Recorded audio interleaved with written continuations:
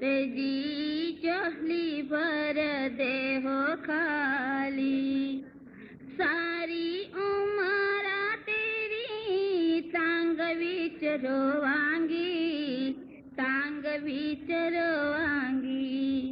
झूठी है सहज सच्ची से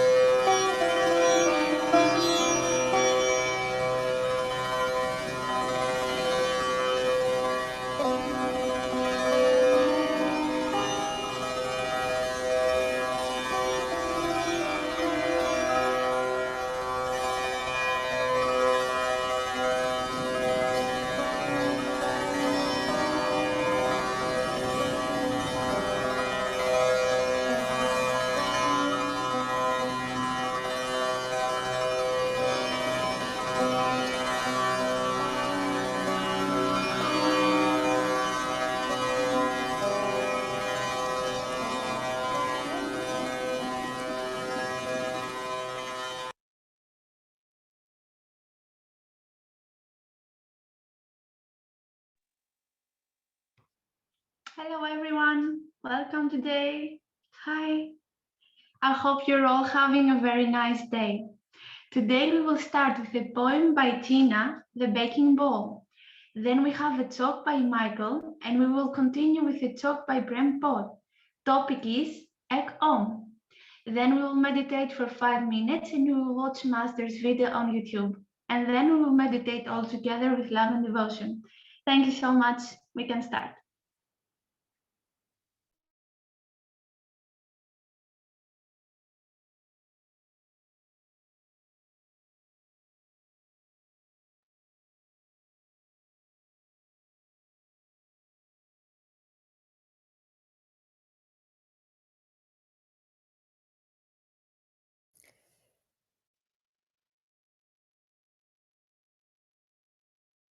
Good morning, beautiful family of Ishwarji, my fellow travelers, co travelers, my brothers, sisters, my beautiful soul family. This poem is dedicated to our master, our guru, our best friend, Ishwarji. And this poem is called The Begging Bowl. The Begging Bowl. Please give me alms. Give me something in my begging bowl. What do you want in this bowl, child? Someone asked. I want God in my bowl, was my reply. They laughed and said I was crazy. God was in the temples and would never fit in my begging bowl. They threw me out in the streets when I replied that God is not in those four walls called temples. Everyone told me I was delusional and I should just fill my bowl like everyone else with food, with money, with pride, with ego, with vanity. That I was just a mad woman in their eyes trying to find God to fit into my begging bowl. I kept begging from street to street, door to door, hoping someone would find pity on me and show me the way to God that can fill my bowl. Someone did direct me to a house where the door was closed, but The surroundings were very familiar and very loving. I sat outside the door and waited for it to open. And when it opens, all will be answered. That was the reply I got. And your begging bowl will be filled and will be overflowing with love and devotion. I was very excited. The focus of my attention became that door. My gaze was fixed. I dare not move. I dare not blink. I dare not fall asleep, lest the opportunity came and I was not available to go inside. The more I was hoping the door to open quickly, the more it felt stuck. Was the door stuck or was I stuck? I don't know. Some days the frustration took over, some days the sleep took over, and some days nothing happened. Tears were flowing, waiting for the door to open to the vision I was waiting for all my life. I knocked and knocked and knocked. When would the door open? Please, please, please open the door, was my question and my plea. And then the door finally opened, and a beautiful sight welcomed me and bid me to walk inside. Lo and behold, everything was crystal clear. There never was a door that I was waiting for to open. Everything was there and visible once I turned my back towards the outside distractions. When my sight was blinded from the outside and started looking inside, the revelation came. What about the begging bowl? The bowl was my body, which was the temple of the divine. The door was my mind that blocked my vision to the divine. The begging was the initiation that led me to the self discovery. The divine filled my begging bowl, and God did fit into that bowl. Thank you, my beautiful family.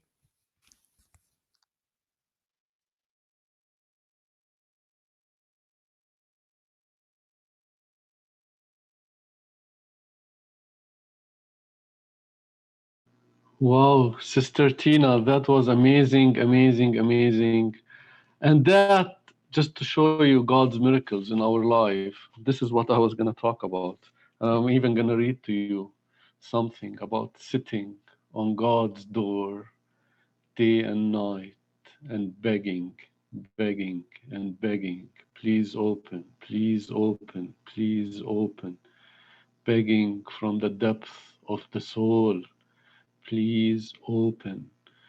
This is what I was going to talk about. And just to show you that our topics, whatever we want to talk about here in this satsang, is also every moment is designed by Master. Every moment is Master. He is in charge of everything in this satsang, and not only in this satsang, but in our outer life. As our outer life is also a lesson.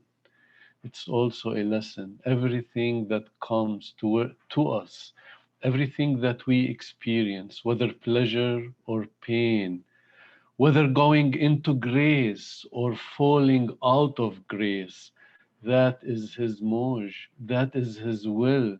And what are we to do but to sit, to have patience, and keep the company of the saints, keep knocking, keep in touch with the divinity, keep absorbed in the presence of God, in that holy presence, in that holy presence of the saints, in that holy presence of our Master, who is not the outside, but who lives in us. As who is our true guru? Our true guru is not the outer guru, but our true guru is the divinity that is within us, the divinity that is within us, that is guiding us, that is arranging every moment of our life, every moment of our life, so we can collect the treasure of love, so we can become billionaires in God, billionaires in the kingdom of God, so we can catch the inner melody of the Shabd that will take us to our true home. Jesus says, "Blessed are you who are poor, for yours is the kingdom of God. Blessed are you who hunger now, for you will be satisfied. Blessed are you who weep now, for you will laugh." What does Jesus mean when he says, "Blessed are you who are poor, for yours is the kingdom of God"? Does he mean the people who have no money in this world? No, he does not mean that. He means blessed who are poor in this world. That means their attention is not on the outer world. They are poor in their attention on the outer world, yet they are billionaires from inside because they have caught the melody. They have caught the Shabd.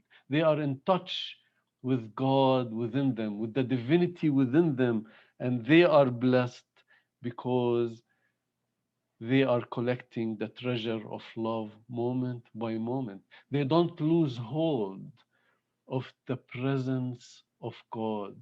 They are always absorbed in that presence, absorbed deeper and deeper and deeper. And this is what satsang is all about. Satsang is to inspire us by the words of the saints, by the word, because they have gone through every experience we go through. Don't you think that the saints have not gone through?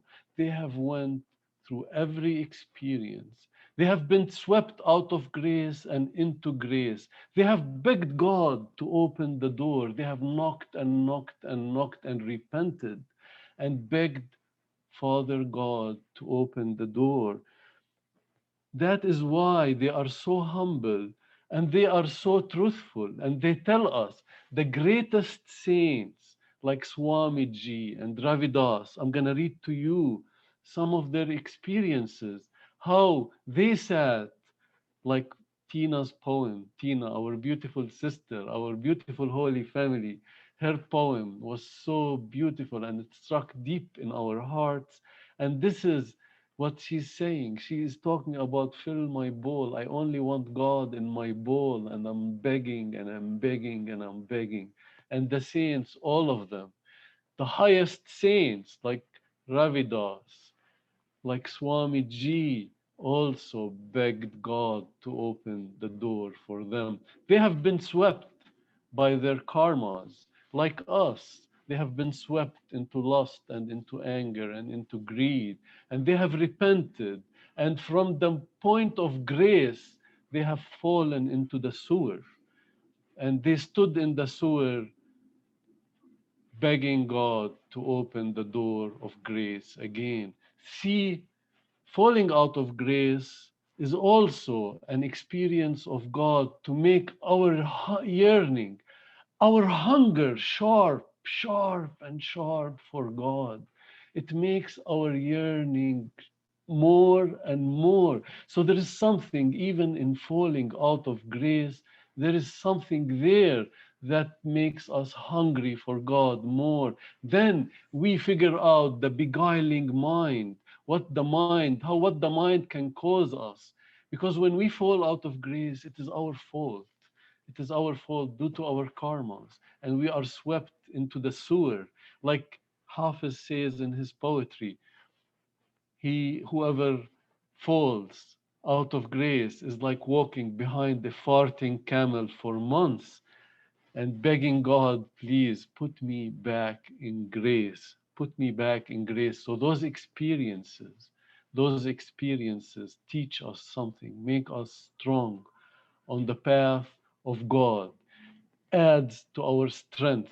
Every moment we go through here after initiation is under the guiding hand of our Master. Every moment, even when we fall out of grace, even when we go through karmas that we think we are away from God. However, every moment is unburdening us from big, heavy burdens and making us more and more ready to just be absorbed in grace, be absorbed in meditation, and let the divine do everything for us. As when we are absorbed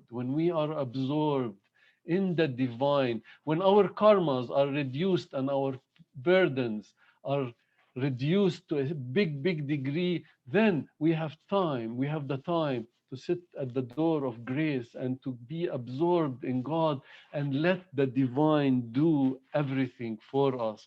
Yesterday, in the talk of our dear brother Greg, he was talking how, and this is mesmerizing, but also Saint Kabir talked about it. Saint Kabir said that some jealous people wanted to cause him bad names, so they invited everybody to his house. They invited everyone to his house for a meal, and they said that Kabir has a feast. And then Saint Kabir is poor. He barely has money for his own family. And what happened?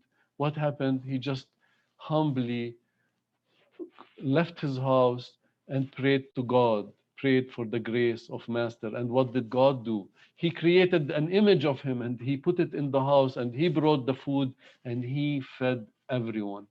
And everybody was saying, wow, Saint Kabir fed everyone. There was food for all who came to his house. It was all the grace of God, all the grace of God. As when we get absorbed in God inside, then God has to do everything for us outside. He will do everything. Seek ye first the kingdom of God, and everything else shall be added unto you. This is the truth. The more we develop faith in our Holy Father, the more we develop firm faith that God will take care of everything of ours in the worldly way, from our health to our finances, to our family, then we have not to worry about anything, as He will take care. He will take care of all our businesses, and He will do it Himself.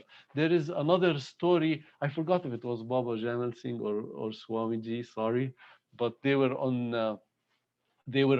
supposed to be on duty. They were supposed to be on duty, but they were lost in meditation. They were so absorbed in the melody of God, so absorbed in the shab, they forgot totally to go to their work. And then the next day, Baba Jamal Singh or Swamiji, I forgot, when he went and he told his officer, sorry, I did not come to work. And he said, no, you were here. What, are you crazy? You were here and I saw you. I saw you. And then Baba Jamal Singh, I think, went to his master and told his master the story. And his master was saying, yes, you made me so busy. I was trying to figure out your clothes and I was wearing your clothes and going there. So God will do everything for us when we just allow Him, when we just sit in surrenderance to Him inside, and we have 1,000% faith, He will do everything for us. He will do everything for us. So every moment of our life is being graced.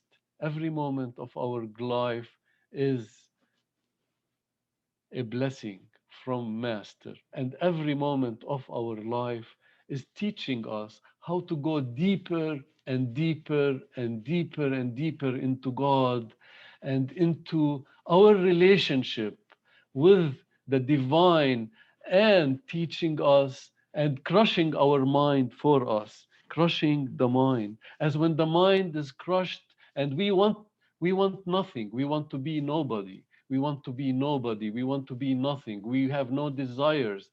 And we just want the divinity. Then the door opens. The door opens. The door opens when the saints say when we least expect it to open, when we don't depend on our efforts, but we submit to the will of God, the will of the Master. Then in a momentless moment, the door opens, and then all the vistas, the floodgates, and the vistas of the inner skies, and the galaxies, and the thousands of suns and moons and stars we will experience. That is when the mind is fully becomes pure. Even when we have a bad thought, like suppose a lustful thought comes up, when that lustful thought comes up, there is something inside of us, and guess what it is? It's like an entity, a devil, that is bringing that thought. And then Master will show you the face of that ugly entity that is holding us from being a barrier between us and pure, holy God. And that entity has to be gone, has to be purified, has to be purified because it's living in us and it's bringing those ugly thoughts, whether they are lustful, whether they are greedy, whether they are jealous. All these thoughts in us have a being, an entity in us that is causing them, that have to be purified, that have to be cleaned before the door opens, as he will not open the door until he washes us completely, until we become 100% pure. 100% pure. So as I was talking to you and telling you that even the saints, don't think that they don't go through what we go. They go through all types of experiences that makes them very strong in God. Let me read to you what Ravidas said. What Ravidas said, just reading what the saints say, it makes us have more faith and keeps us more absorbed in God. Guru Ravidas says, "What can I really know, O Lord? I am sold into the hands of mind and Maya. The fugitive mind runs in four directions, and the five senses remain not steady. These senses together have spoiled my mind, and day after day they have erected barriers between me and the Lord divine." This is one of the greatest saints, Saint Ravidas, and who is saying this. This is what Swamiji says. Swamiji says, "O Lord, cast your merciful glance on me. Master, for every moment I suffer unrelenting pain. To soothe this particular pain, I offer to you my devotion. Faced with my own faults, I repent in my heart, but I am so utterly beguiled and lost because of the mind that I don't know how to cry out for your help. My soul struggles against the overpowering passions of lust and anger. I beg for you, your protection, Radha Swami. You show such mercy to the poor and helpless. Please listen to my cries and of pain, knowing that you're, you are all powerful. I relate to you my sorrowful plight." This is one of the greatest saints who's talking with so much humility about his own faults. "Please open the door of your love and keep me from being swept away." He's begging God and saying, "Please open the door of your love and keep me from being swept away from the flood tide of my own karma. Anchor my consciousness in Shabd, so I may sing your praises. Every moment, let me be so absorbed in the melody of Shabd, so nothing else can interest me anymore. So nothing else can interest me anymore. When nothing else interests us from the outside world, that is when the inner door opens and the floodgates open. This is the essence of the path. Staying in the consciousness is singing his name and praises. To stay in the divine consciousness, to stay in the divinity and remember God moment by moment, and never lose, never, no matter what our karma is, always keep the thought of Master, always keep the thought of God, always keep the hold of the hand of divinity. Always be absorb me, O Lord, more and more and more and more into you, O Lord, is the cry of my soul and the cry of all of our soul here, because we are hungry. We don't want anything from this world. We are hungry. We are hungry for God and hungry for the kingdom of God. The road is long. The road is long and twisty, but we have to be patient and sit at the door of the Lord moment by moment by moment, because this is the opportunity that has been given us to us in this life, and this opportunity will come no more. And that is why we have to increase and increase the depth of our love, the depth of our devotion to the Lord, until the ocean merges in the drop, and the drop merges in the ocean, and then ecstasy, happiness comes, and our hunger is satisfied. Thank you, Master, for the seva, and I'm looking forward for my dear brother Prempal, who just blesses us with his divine words and his divine company. And I'm looking forward to listen to his talk. Let me play the talk now.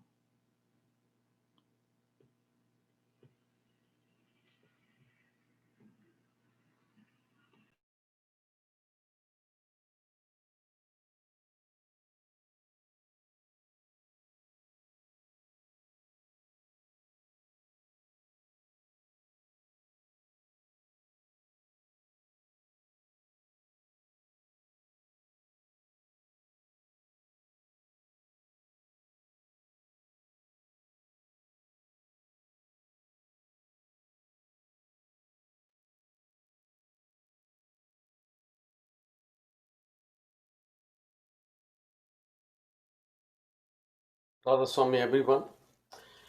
We are so lucky to have Gregoji in our group, and yesterday I was so much impressed, and I was so happy to have his darshan after a long time. And also at the same time, I was so happy to have darshan of Sant Mat ji and Bibi Raj ji and other Sangat who finally gave me a darshan.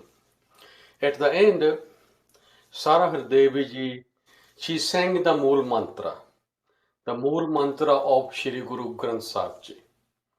The Vani of Shri Guru Granth Sahib Ji starts from Mool mantra, also known as Mangala Charan. Mangala means Khushi. At the ancient times, all the rishis and munis, every time they wrote any Granth or Ved or Shastra, they will start with the Mool mantra or they will start with Mangala Charan. The Vani of Shri Guru Granth Sahib Ji starts from Mool mantra, and it goes like Ek Om Satnam Karta Purkh Nirvau Nirvair Akal Murt Ajuni Sehbang Gur Prasad Sat. It starts from one, Ik. He was one, he is one, and he will remain one. God is one, we already know it. He is one at Alak, Agam, and Anami. In such Khand, he is Satnam. Those who got initiation from a perfect living master, they will understand, they will catch what I'm trying to say. If you look carefully at the Mool mantra, in the very beginning it say Ek. Ek means one. The next one is Om. This is the first alphabet of Gurmukhi language, the script. There is Om, or in Punjabi I will say Ude da muh upron khulla hai. The upper part of that alphabet Uda or is open. Why it is open? Why Guru Sahib Ji decided to lift it open, and because what is Om? He is one. When he started the creation with his Moj, as Chandpur Doji say, he decided to become from one to many. When he decided to become from one to many with his Moj, then that Om thing started. He was one in the beginning. In the beginning, he was one. He is still one. An Alakh, Agam and Anami, he is one. In Sachkhand, he is known as Satnam. What is Om? We also call it Ekonkar. Exactly, absolutely right. What's that Ekonkar or Om? Or who? Onkar Ad Me Jana. The sound that created creation was Om or Onkar or who? Or who? Ek Om. Reason the Guru Dev Ji, Baba Nanak Ji left is open like Om. That means that sound current or Shabd is still going on. It does not mean that after creating a creation, Vaheguru Paramatma stopped the sound. No, sound is still going on. If the sound starts, there will be a parley, destruction, everything will be gone. Everything will be gone.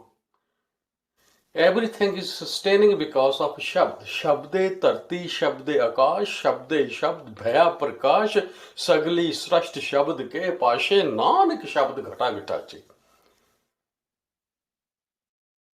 Shabd is everywhere. We are surviving because of Shabd. In our physical body, the Shabd is in the form of a soul or consciousness. Ekon, Satnam. When the creation of Sachkhand was created, the Satnam started from there. As Visheshpa ji already giving us lots and lots of knowledge about the creation and everything through Anurag Sagar. Then it says Karta. Karta means creator. He created the whole creation.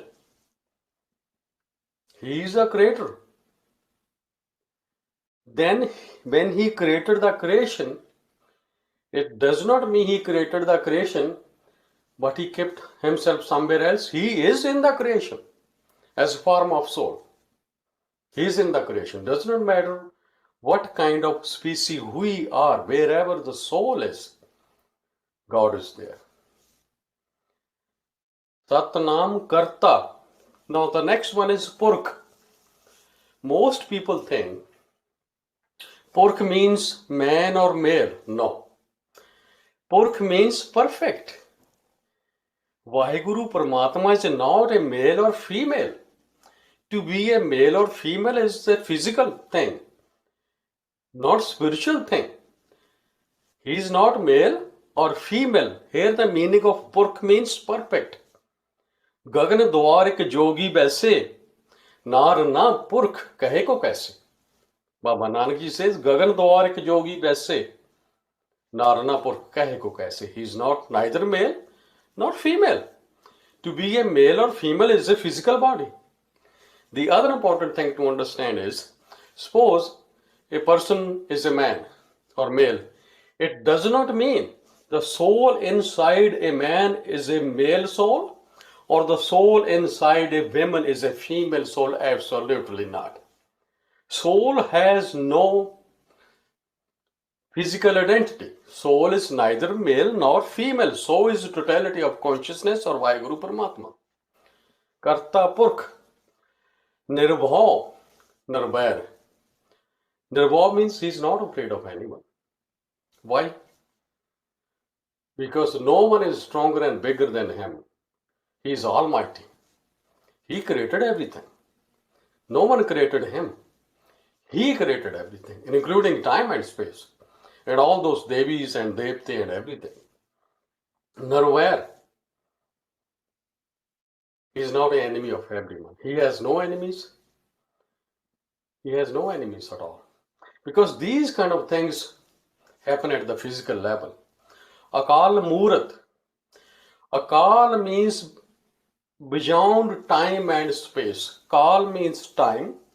Akal means beyond time and space. He is not in a time and space, but in reality he is beyond time and space. When he created everything with his mouth, there was no time and there was no space. He created time and space, but he is beyond time and space. Akal Murat. Here the meaning of Murat does not mean statue or something like that. That means his existence. Yes, he is. For an example, like electricity. There is no picture of electricity. But still we know electricity is the power. Same thing here. He doesn't have any physical picture, but he is. His identity is his power. His power. Ajuni. Ajuni means he don't take a birth and don't die. Ajuni, to take a birth and die, it happens in time and space, especially on this physical planet. The physical planet, we take birth. Then you grow, eventually you die. That happens only in time and space. Doesn't matter who we are. Humans, animals, trees, everything. That's how the process goes. Take a birth, become younger, become older, then die. But he's Ajuni. Sebang means light, Prakash. In reality, he is light. In the beginning, he was light, as Kabir Sahib Ji says, Abbal Allah Noor Paya. In Alakh, Gama and Anami, he is light, not just light of 1 million, trillion sun and moons, the light that is beyond thinking, beyond estimate, because thinking, estimate, and all these things belong to physical body, brain, mind, and everything. But he is beyond all these things. Ajuni Sebang Gur Prasad. Guru means master, Prasad means blessing. That means if you want to find him, if you want to meet him, you need two things. First thing you need is Guru, perfect living master. And what is Prasad? Prasad means blessing. Prasad means mercy. Prasad means initiation. Prasad means Namdam. Here at the end, Babaji says, if you want to find him, if you want to meet him, you need to have a perfect living master in your life. Get initiation, get prasad from him, and follow the instruction of that master, then you will experience him inside. Inside. He is inside everybody of us. When Baba Nanak Ji went to Iraq and had a meeting with Pir Dastgir, also known as Blol Shah. Dastgir, that was his Khallas. Dastgir means the one who can hold your hand and help you. His name was Blol Shah. When Baba Nanak Ji went there to Iraq, in Baghdad, then Babaji had a chance to meet that Pir Blol Shah Ji.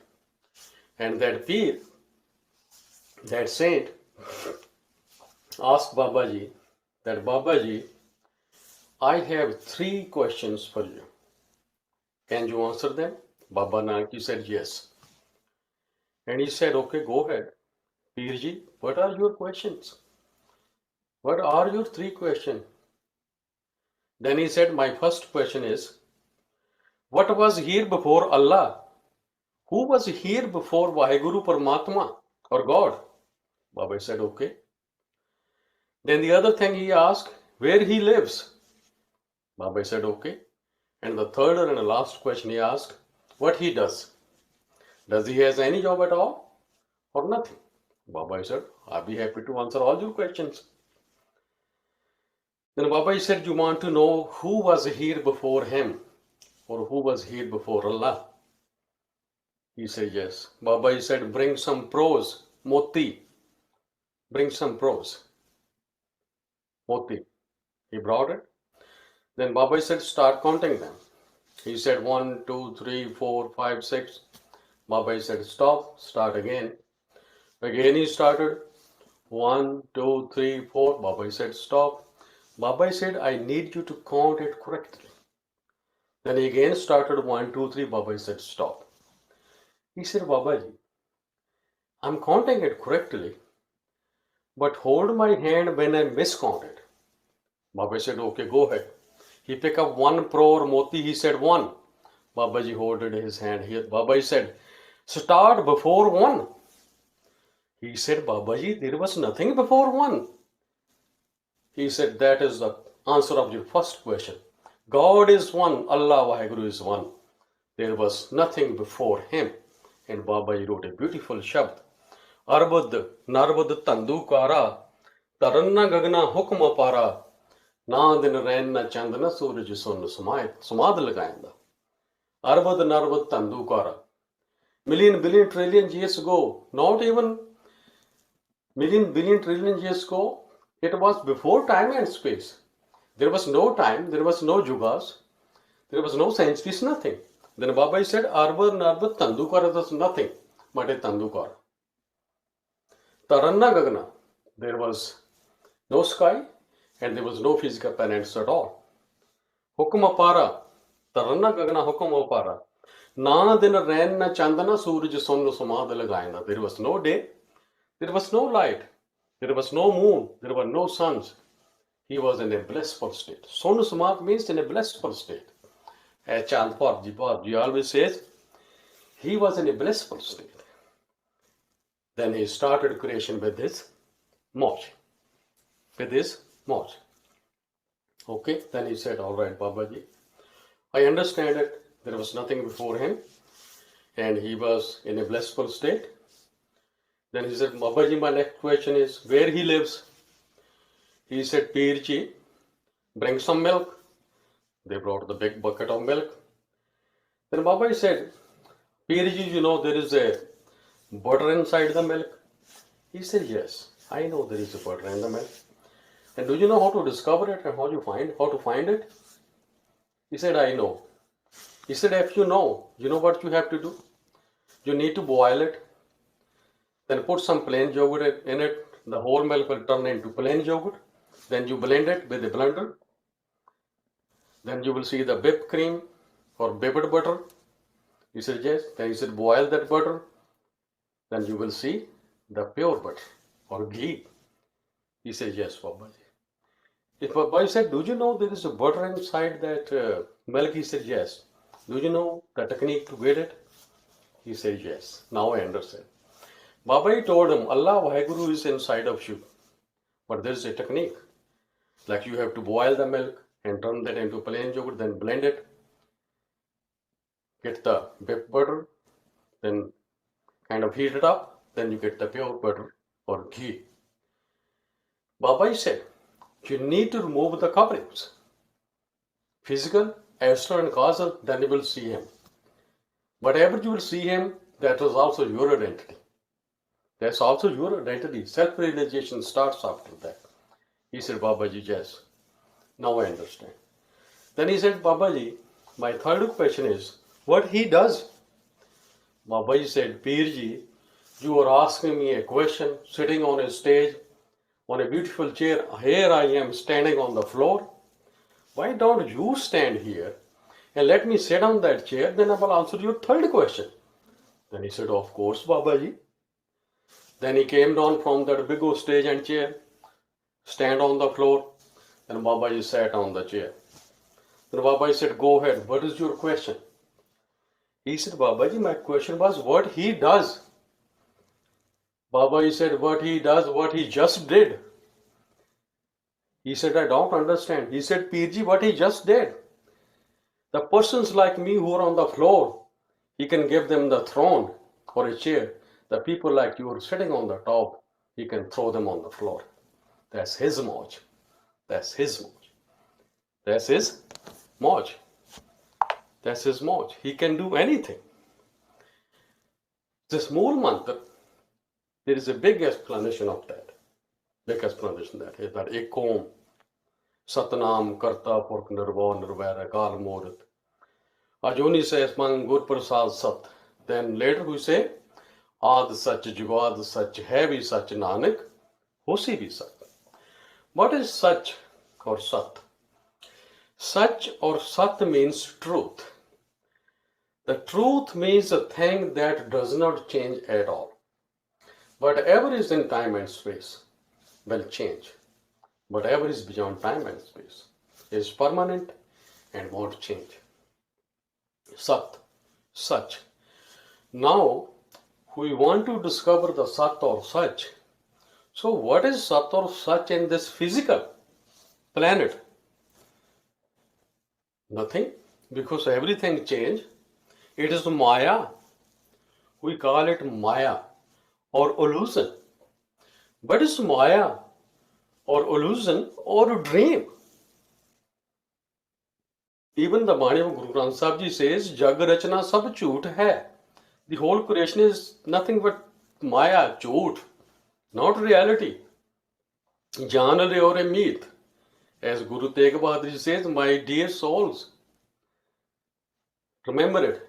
Kahe Nanak thir na rahe, jyon balu ki peet. Baba Ji says, Guru Tegh Bahadur Ji, as a big ball of sand cannot stand. You can't build a palace on a ball of sand. Same is here. This physical universe is not permanent.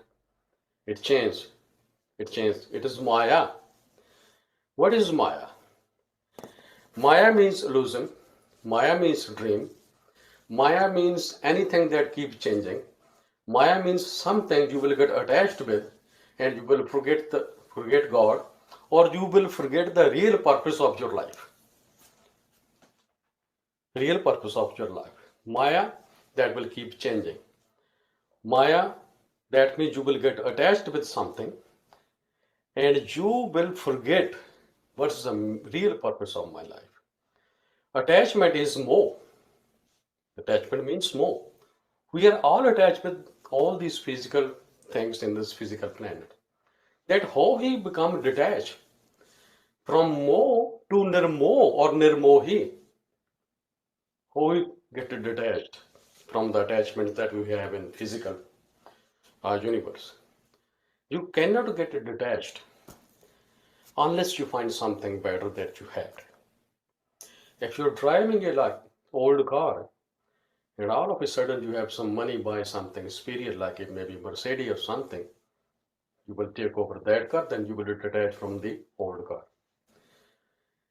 Nothing here is as good, as great, as is we have something in our inside. Like Hazur Maharaj Charan Singh Ji used to say, if there is a beggar begging and he has like 4 quarters in his hand, that's just like $1. If you ask him for a quarter, he won't give it to you. Just give him a $10 bill, he will give it to you. Why he will do it?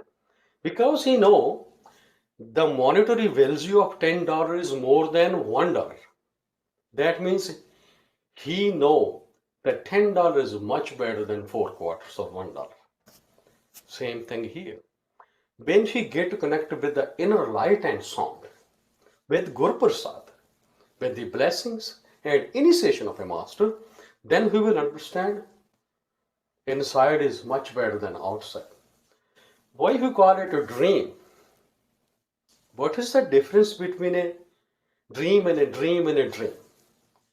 When we go to sleep, we experience a dream. At that time, we are in a suksham sri or sensory body. We experience that dream maybe for an hour, 1 hour, whatever. When he woke up, the dream is over. What is our physical dream? What is the difference between the physical dream or the dream while we are sleeping? When you go to sleep, we experience the dream. We experience that dream with closed eyes in a sleep for an hour or 2 hours. The physical dream that we are going through right now, that dream is 80 or 90 years long. Then we experience this dream with open eyes. That's the only difference. Right now, what we are living in this Physical universe is also a dream. We are experiencing this dream with physical body and open eyes. We can experience this, it depends how long we live. You may experience it up to 80, 90, 100 years, depends how long is your life, what is your longevity. That is physical dream we experience with the physical body and open eyes. When you go to sleep, that dream, we experience that dream with sensory body or sukshma sleep with closed eyes. When we open up physically, then we think, oh, it was a dream. How we will wake up from this physical dream that we are experiencing? Unless we wake up. How we wake up? We are already in a wakeful state. We are in a wakeful state at physical level, but mentally we are sleeping. Spiritually, we are sleeping. Are we sleeping mentally? Yes. Only part of mind that is not sleeping, there is subconscious mind. But after that, the other part of the mind is subconscious mind or unconscious mind. Conscious mind is whatever I'm talking or you are listening or whatever I'm listening from you, my conscious mind will catch it. Will catch it. But after 1 month, I will forget. What I said, what you said, then the conscious mind will transfer that memory into information and memory into subconscious mind. When the chip of unconscious mind gets filled up, overloaded, then subconscious mind will toss that memory and data to unconscious mind. And the unconscious mind is unlimited data and memory. Our conscious mind knows everything what's going on right now, what happened. Our subconscious mind has memories from our childhood, whatever we had forgotten, and some saints believe that our subconscious mind contains the memory and information from at least 10, 15 or 20 last birth, 15 to 20, maybe less or more. But our unconscious mind has data and information since we went here, since this physical planet or since this universe was created. Then how we dig that information? If you want to dig that information, you can do it with meditation. Then you will know, like Pindi Andi Brahmandi Man, as Dr. Sant Mat always says, your Pindi Man or your conscious mind know everything. When you do more meditation, you go to the astral level, then same mind becomes Andi Man. And when you open up all the main ledger of unconscious mind, then it is Brahmandi Man, universal, then you know everything. Then you know everything. We call it state of mind. Conscious mind, subconscious mind, unconscious mind. Suchet man, abhichet man, achet man. Achet man. But I was trying to explain the Mool Mantra because I was so much impressed with the Sara Haradevi ji where she sang it and we all sang it and it gave me, I was so happy to hear that. Then I decided maybe I should just say a few words about the Mool Mantra. About the Mool Mantra. And our main purpose of the life is, what is life? Most people think life means from childhood to death. That's the physical life. But inside there is a permanent life. If you go inside, we will find it. The purpose of this physical life is to discover the life that's eternal, everlasting, that means self-realization. Self-realization. And how to wake up the mind? How to wake up the subconscious and unconscious mind? Saint Ravidas ji wrote a beautiful verses on that. Saint Ravidas ji says, "Kya tu sove जाग आना ए जीवन जग सत कर जाना जन्म सरानो पंथ ना सवारा सांझ पड़ी तो दिस अंधियारा कहे रविदास निदान दीवाने चेतस नहीं दुनिया फनकाने चेतस नहीं दुनिया फनकाने."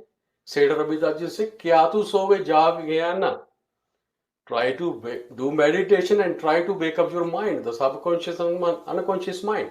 So you can go beyond the realms of mind. Then you will start experiencing the self-realization when you go beyond time and space or Parbrahm. Kya tu sobe jag ayana, e jeevan jag sat kar jana. You think your life And this jug means this physical planet is true or sat. A jeevan jag sat kar jana janam surano. Surano means keep spending life. Like time is going and going and going. Babaji said, Saint Ravidas ji, your life is you're spending your life. Your life is decreasing day by day, year by year. Ye jeevan jag sat kar janam surano panth na subara. Panth means the way, the path. What's that path? That is path of the master, path of light and sound. Panth na swara. Sanj padi to this andhyara. When it is dark, after sunset, we can't see anything. At that time, we will see where to go. Where is the path? Same thing here. At the last moment of our life, we cannot do anything. There is no way that you have only few minutes left and you can get initiation from a perfect living master and start doing any meditation at all. No. Panth na swara. सांझ पड़ी तो this अंधेरा कहे रविदास निदान दीवाने. Here Saint Ravidas ji says, Nidan, don't be innocent. Don't get intoxicated with the outside things. Chetasna hi duniya fan gaane. Don't you know that you might have to come back again and again in this universe that is known as reincarnation? All your desires, demand and attachment will pull you back here. We're coming here again and again and still stuck here. How to go back? Follow the one who is beyond time and space. That's your master. Get his prashad, his initiation, his blessing, his love. As Greg Goji gave a very wonderful satsang today, I was so much impressed to listen to the satsang. It's all his blessing, his moj, his mercy. Stay in his moj. Respect for his mercy and blessing. And he will take you home with him. Thank you, Radha Swami, and please forgive all my mistake and accept my seva and forgive all my mistake. Thank you, Radha Swami.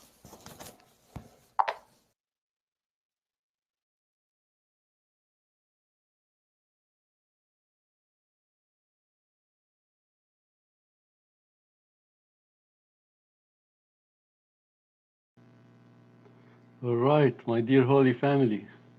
Now we can prepare ourselves to watch our Holy Father, Ishwar Puri Ji, who will drench us with his words of wisdom. And it's not just the words, it's what comes behind his words, which is the ocean of blessings. From the ocean to the drop, that blessings will flow when we keep our attention on our Father. All what we have to do is keep our attention on the divine, and the divine will keep on filling us.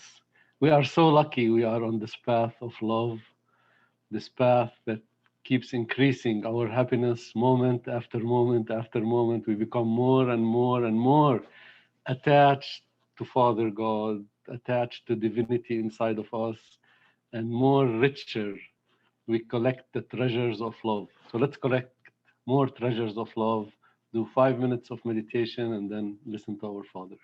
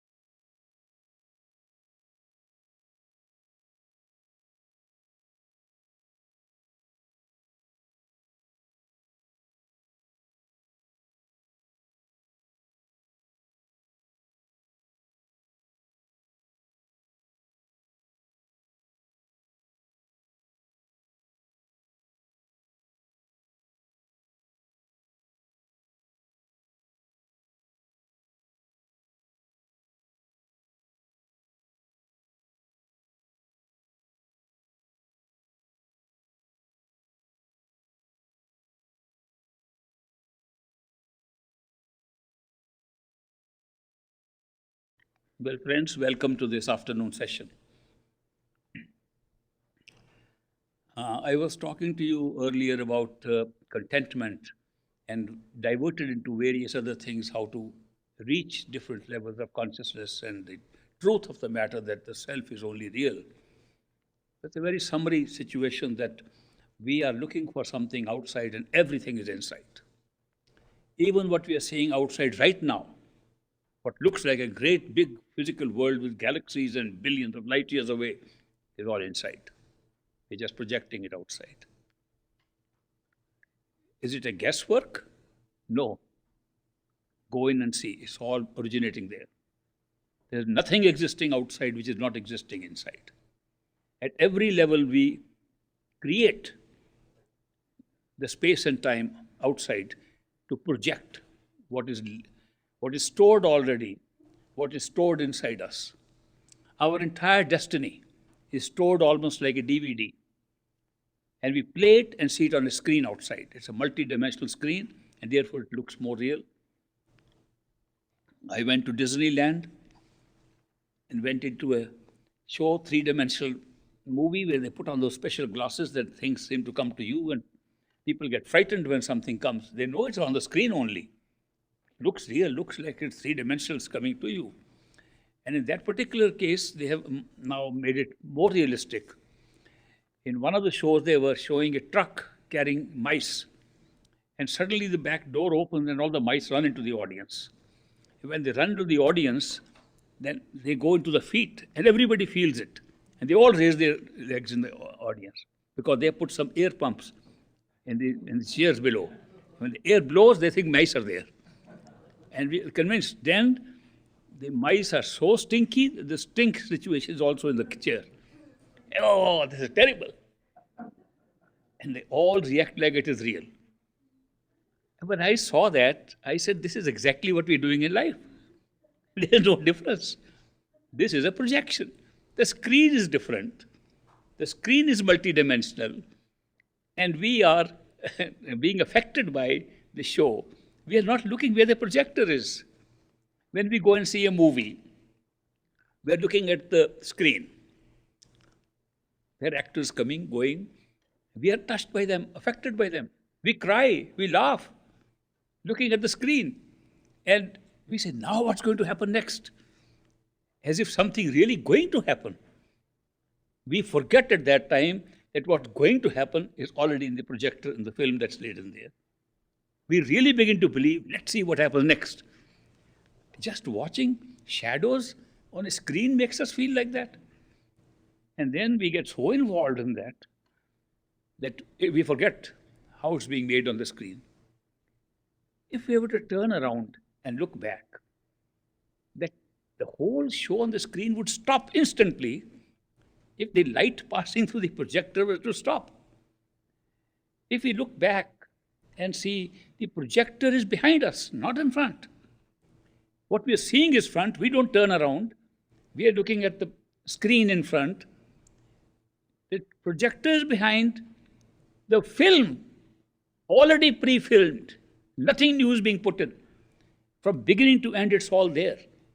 And the light behind it is going through the film and creating all that moving image. What is causing the movement?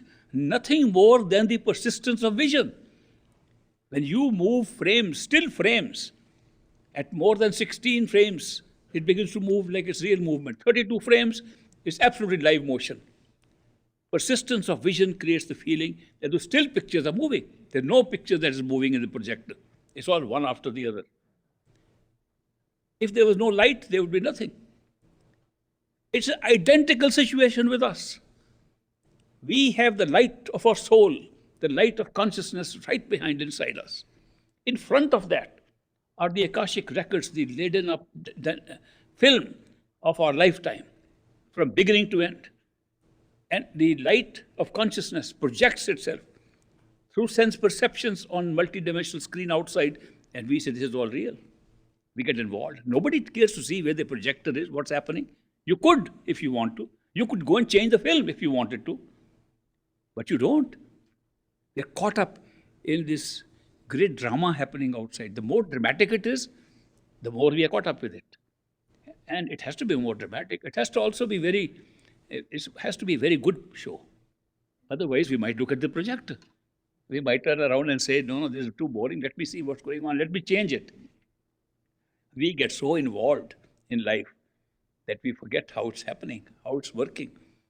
And yet, it is the projector, the light are accessible to us by looking inwards. Socrates gives an example you might have read about the cave, and the three men in front of the cave, their shadows are falling. And the light is behind them. So they're looking into the cave, those three people, and they see their shadows, and they think they're monsters.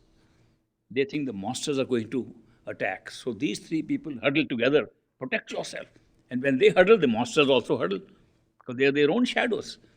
They get so frightened, the monsters, they say, they're going to attack, we are going to save ourselves. A man from outside comes and looks at this. And he says, these people don't know. They're looking at their own shadows.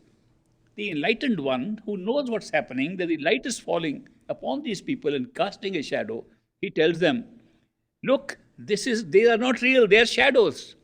Turn around and see, the light is creating the shadows. And these people say, don't look back. He is a conspirator with these guys. He is also co-conspirator with these monsters. That they even reject the enlightened one and would not turn their face from the shadows. And Socrates says, this is our state. We are doing exactly that. They're looking back and thinking they're all difficult people, bad relationships, this thing, they're my enemies and my friends and so on. Little realizing this part of a show has been precast. It has been pre-written completely in every detail. Supposing somebody says, my destiny was pre-written, but a master, a holy man came, a psychic came, and he altered my destiny. Therefore, destiny can be altered. And he goes in and sees that the film that is laden in the causal plane says, this will be the destiny, holy man will come and alter it. That's also recorded. Even that is pre-written.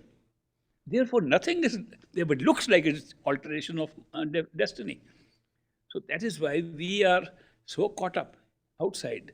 We don't turn around and see where are those records. When we talk of free will, the experience of free will, it's just an experience, but a real experience. Because at one level, we have one reality. In the physical plane, we have one reality. We can't see what's going to happen tomorrow. We can't see what's going to happen 5 minutes later. Things happen. And we try to project what is going to happen. It doesn't happen. So we say, no, this is not something fixed. A person who agreed with me that everything is pre-written, he said, I know everything is pre-written, but tomorrow I'm going to change my mind and change it. I said, look up. It's pre-written that you will try to change the thing by tomorrow. That's also part of pre-written. How we will think is also pre-written. But the experience is such that we make our own destiny. So free will operates freely in this physical world till we go up. When we go up, free will ceases because everything that was happening here is pre-recorded. But then we can get some help, divine help, called divine intervention. And divine intervention changes the pattern. And we can see that what was pre-written here in the physical world has been altered. And so we say, see, it's not so much pre-written. It was only pre-written till we could get divine intervention at the next astral stage. In the astral stage, it did change. It changed what was happening in the physical world. Then we go one step higher, in the causal world, and we find the divine intervention is also pre-written. Just at another level. Then we think, oh, there we can change the whole DVDs. And we change the whole DVD, come back with a new destiny. And we go up beyond that into our true home, a totality of consciousness, and find even the changing of the DVD was pre-written. It depends where we are. The feeling that we have a free will or not depends on where we are. The higher you go, the more you find that what was thought to be change of destiny was pre-written. But a very important part of this free will problem is that who wrote it anyway? What about the end? Who wrote the original thing, including all the changes and everything? Who wrote the possibility of invention and divine interventions? Somebody right at the top, the single dreamer, the single totality of consciousness wrote that. And who was that? It was our self. So indeed we had all the free will, but not here. We are the authors of everything that's been happening, but not here. It's in the original state of being in a totality, where there's nothing else except totality. So everything has to be written up right there. So in that sense, one can say the self has real free will, because in the totality, it's the same self that wrote the free will. In talking of free will, in the spiritual literature, two kinds of wills are mentioned: the mind's will and God's will. They say that if you want to have a smooth life, you should live in God's will and not live in the mind's will.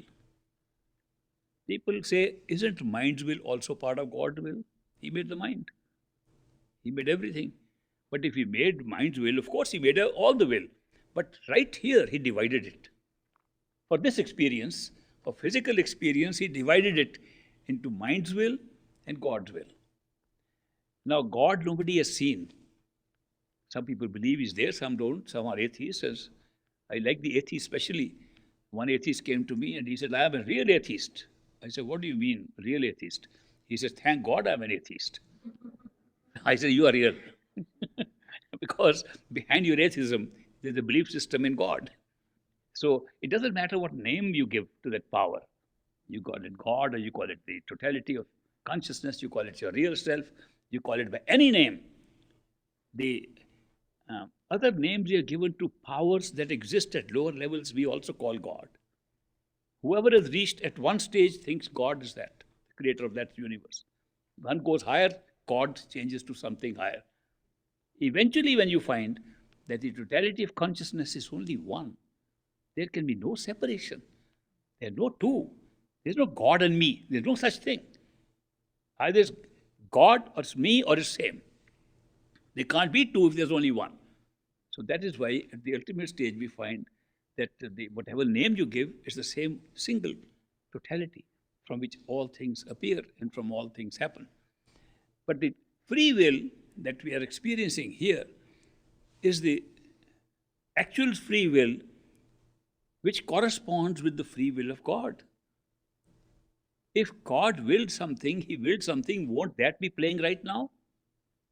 If God is our highest self, if our highest self is the creator, isn't our own will operating here? Then why is this distinction between God's will and mind's will? The distinction has been made only here to divert us from one set of experiences where we think we take responsibility to another set of experiences where we believe we have a higher self that takes responsibility. When we say, I want to think about it and take a decision, and I'm thinking this is right or wrong, and I take a decision, it's called a logical decision. I applied my mind, I looked at all the facts, I took a logical decision, made sense to me. The next day we find, oh, the logic was not good because I didn't take certain fact into account. The logic that I applied was to certain facts, and this new fact was not available, so I took a wrong decision. Now I have to correct it. These decisions, which we say are taken by the mind's will, they operate under logic. The moment we can figure out a logical process in a decision, we are happy. We can see it makes sense. And we work. Logic is of two kinds. There's a deductive logic, there's an inductive logic. In deductive logic, you're given the facts, and you take a part of the facts, and that's your conclusion, what that part is. That's all deductive logic. Deductive logic says, this wall is painted white, that portion is part of this wall, therefore it's white. It never goes beyond that.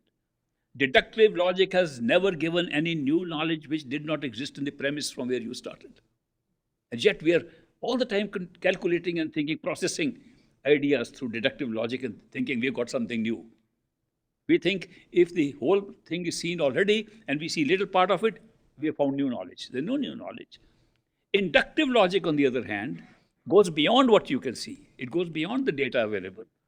Inductive logic says, if this wall is white and it turns around which I can't see, that must also be white.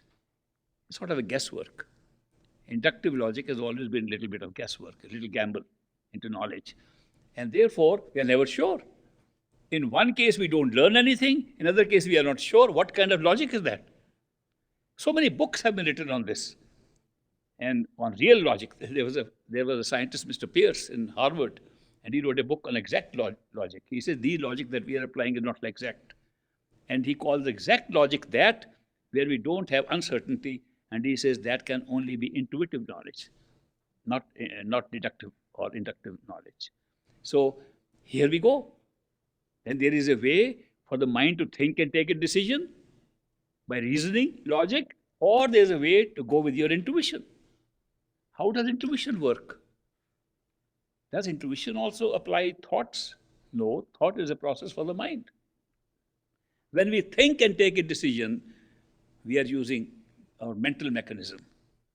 When we do not think and suddenly, within no time, it just comes to us what is the right thing, is intuition.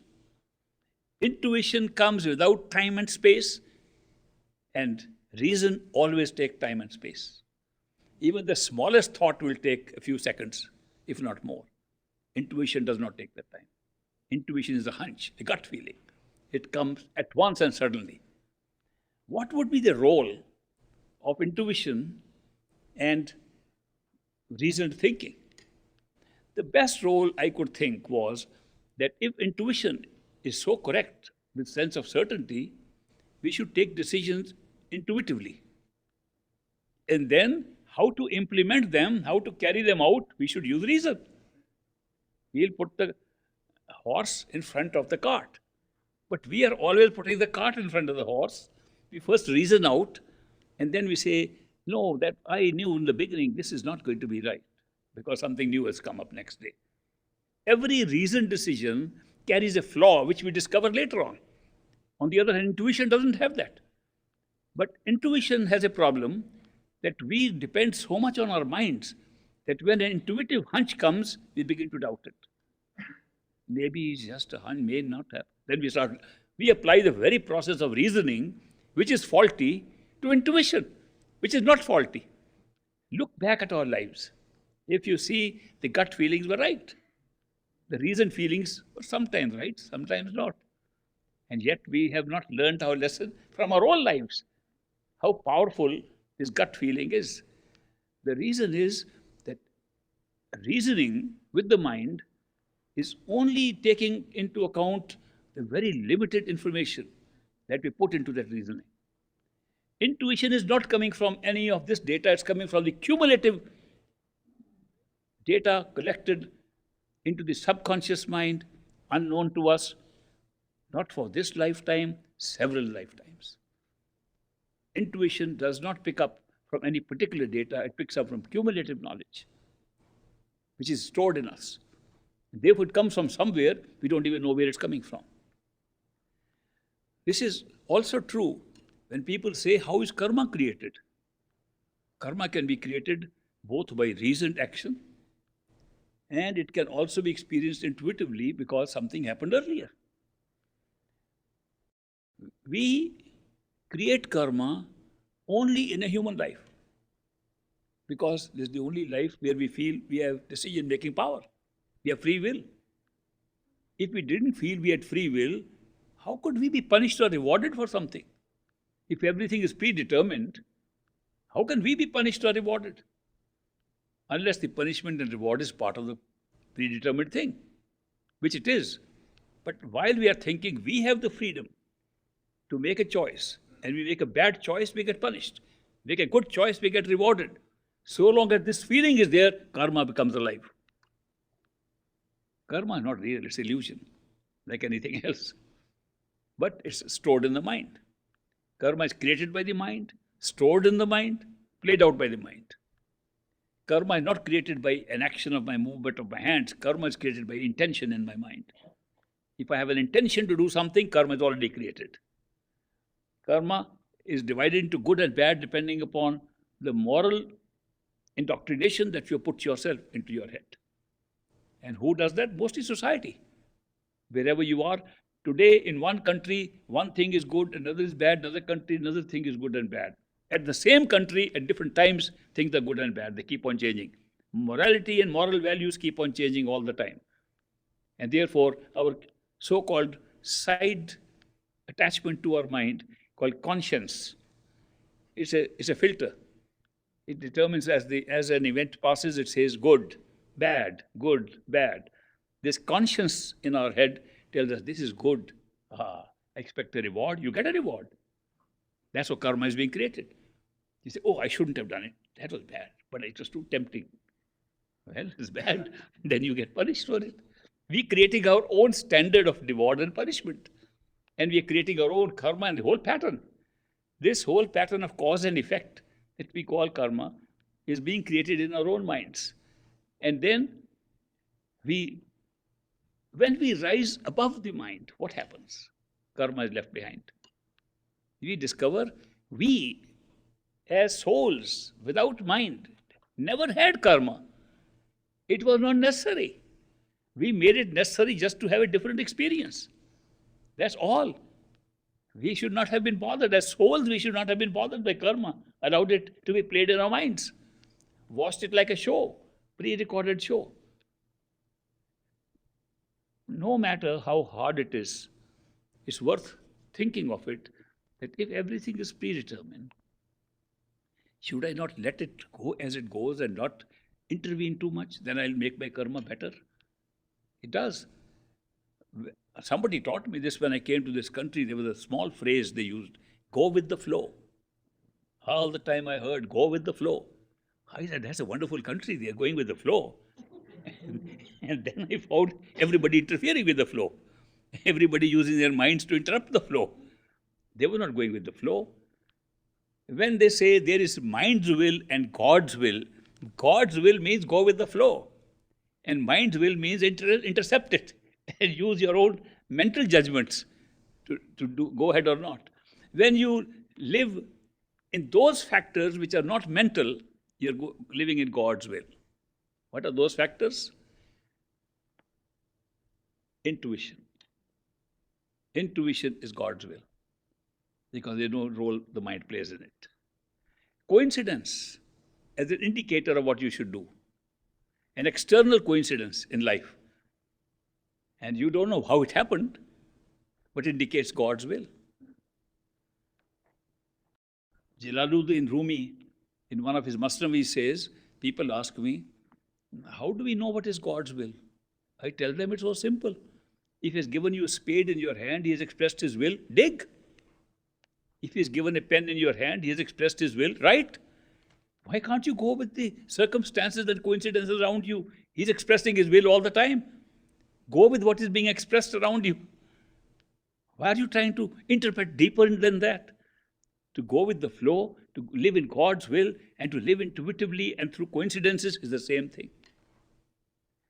And I tell you, if we just alter our life this much, that we use intuition and gut feeling to make our decisions, and use all the mental processes and mental capacity to carry it out, our life will change for the better.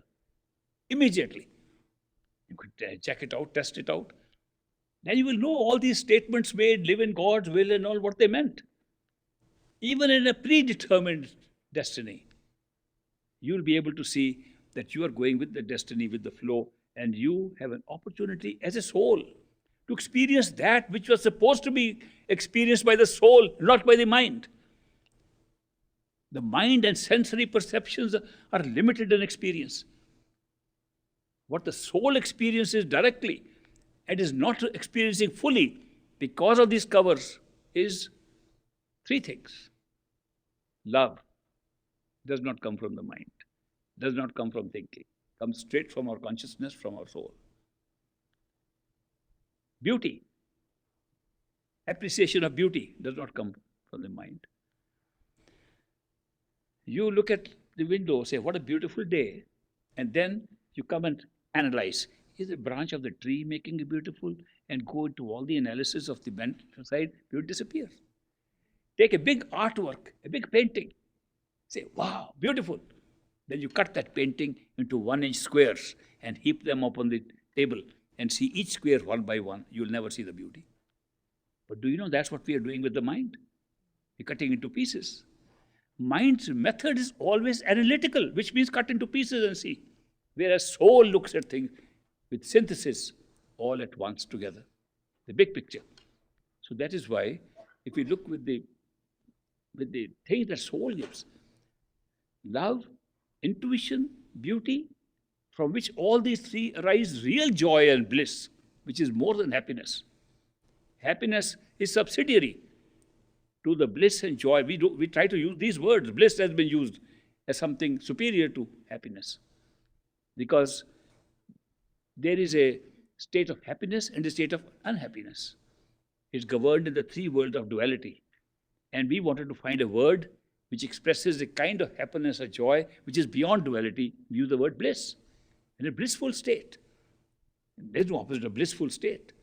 So therefore, to be in that blissful state, one has to be closer to the soul and not be continuously bothered by the mind. So it doesn't matter if it's predetermined. We still feel we can change it. So use that change in the direction which is better for you. Say, I know my life was to just live with the mind. From tomorrow, I am going to live with my intuition and soul.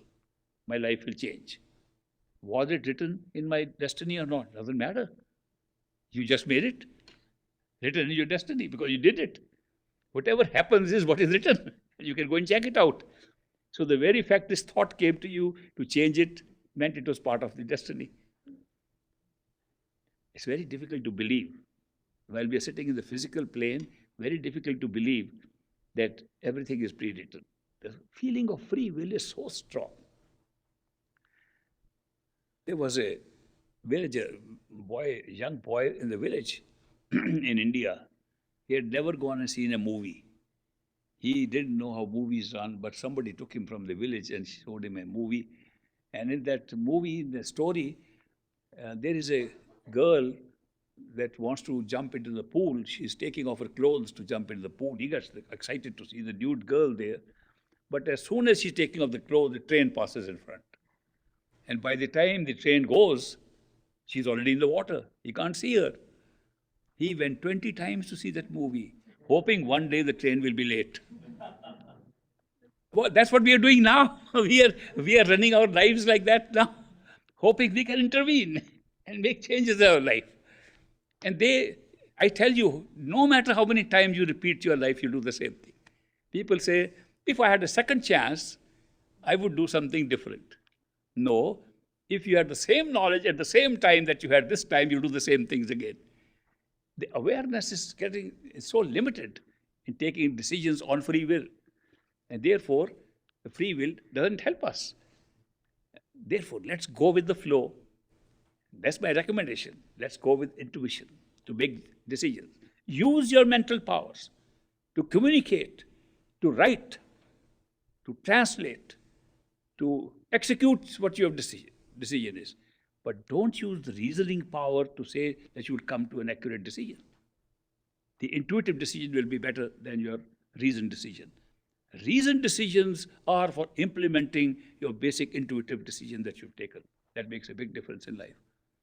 Then go with the flow from the circumstances and coincidences happening around you. The circumstances tell you, you didn't decide where to be born. You didn't decide who your parents will be, where you will be brought up, what will happen. You had no part in that at all. Even looking at the decision making right here, so much was decided for you already.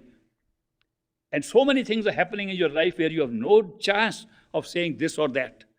Things happen with no choice. Very little portion of the life is where you make choices. So stick with What is happening, the circumstances and coincidences are giving you a hint. Coincidence is particularly valuable. Coincidence is the simultaneously things happening which do not follow the law of probability. It's not probable that it will happen, but it happens. And you get amazed. How could this? I had not met this friend. I just thought of that friend this morning. I suddenly happened to meet after 20 years. How could that happen? I had a question in my mind. I had no idea what the answer is. I opened a book at random. There the answer was. I was driving in my car, and there was a sign, answered the very answer to my worry of yesterday. How can that happen? When you are on a spiritual path, when you are meditating regularly, the number of coincidences will keep on growing. Experience of all the good meditators. That these coincidences which reveal to you how to go with the flow, they keep on growing when you are a meditator. So these are little hints that have worked with so many people. And I am telling you that experientially, these can be tested out by anybody and they'll change your life. So try these different tips that I'm giving because they come from experience of so many people. And the great master who was my teacher, my mentor, my friend, and he's the one who told me all these things and I tested them out and they worked. I used to test him out. In the beginning, I tested him a lot. I said, if you are a real master, I am running late for the train should be late.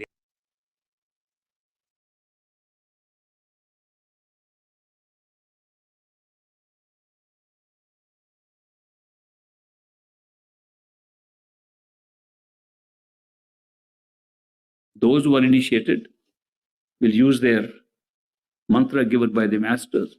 Those who are not initiated can use a temporary mantra created by themselves, expressing love for somebody. Close your eyes. Imagine this body of yours is your house in which you live. It has several floors. The lowest floor is right where you're sitting down at the bottom. Then as the floors rise, you are on the 6th floor behind the eyes. And that's the place where you will always meditate. That is your meditation chamber. So go and imagine you are sitting in the middle of this meditation chamber. And you can examine that the house, this body-like house around you on the 6th floor, that you are sitting on top of your throat, you're sitting on top of your body, and the ears are around you, and the eyes are in front of you, your hair is on top of you, and you are sitting relaxed, totally relaxed, no tension. The body has nothing to do with it. There's no pressure on the body or the head or the eyes. You are using your imagination to sit behind the eyes in the center of the head. And whatever comes in front, look at it, but don't follow it. If any sounds come, listen to the sounds attentively, but don't move towards them. If a sound comes from the top, listen while you're sitting relaxed in the center. Sound comes from the right, listen from the center. Sound comes from the left, stay in the center and listen to it. If two sounds come, pick up the one coming from the right or above and drop the other. And if a sound seems to be around you, pick up that and listen to it attentively. Put all your attention on the sound when the sound comes. Meanwhile, keep on repeating the words. If the sound disappears, go back to repetition. And when the sound comes, drop the repetition, listen to the sound.